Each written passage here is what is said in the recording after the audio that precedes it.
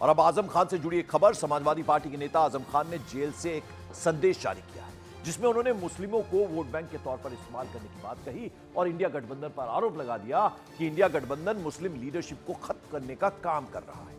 उन्होंने समाजवादी पार्टी को एक मैसेज देते हुए यह कह दिया कि जैसे संभल का मुद्दा संसद में आक्रामक तरीके से उठाया गया, उसी तरह से रामपुर का भी मुद्दा उठाया जाना चाहिए। आजम खान ने यह भी दावा किया कि रामपुर के सफल तजुर्बे के बाद ही संभल पर आक्रमण हुआ है, यह कहना, और सीधे सीधे संदेश दिया है, मैसेज दिया है समाजवादी पार्टी को।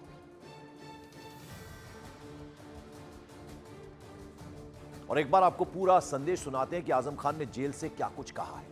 तो आजम खान लिखते हैं कि रामपुर में जुल्म और बर्बादी का मुद्दा संसद में उतनी ही मजबूती से उठाया जाना चाहिए जितना कि संभल का, क्योंकि रामपुर के सफल तजुर्बे के बाद ही संभल पर आक्रमण हुआ, यह उन्होंने कहा। समाजवादी पार्टी रामपुर में हुए जुल्म और बर्बादी का मुद्दा संसद में उतनी ही मजबूती से उठाए जितना कि संभल का मुद्दा। रामपुर की बर्बादी पर इंडिया गठबंधन खामोश तमाशाई बना रहा है, ये तमाम बातें उन्होंने कही हैं और मुस्लिम लीडरशिप को मिटाने पर काम करता रहा है। इंडिया ब्लॉक की अपनी स्थिति स्पष्ट करनी होगी, अन्यथा मुसलमानों के हालात और फ्यूचर उनका, उस पर विचार करने के लिए मजबूर होना पड़ेगा। मुसलमानों पर होने वाले हमलों और उनकी मौजूदा स्थिति पर और अपनी नीति पर खुलकर स्थिति स्पष्ट करे।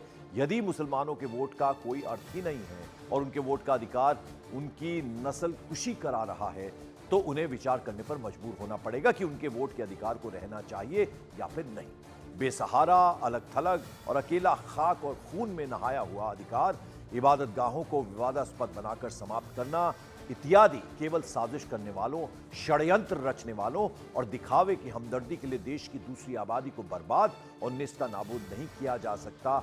ये बड़ा संदेश, ये बड़ा मैसेज समाजवादी पार्टी को दिया है जेल से आजम खान ने।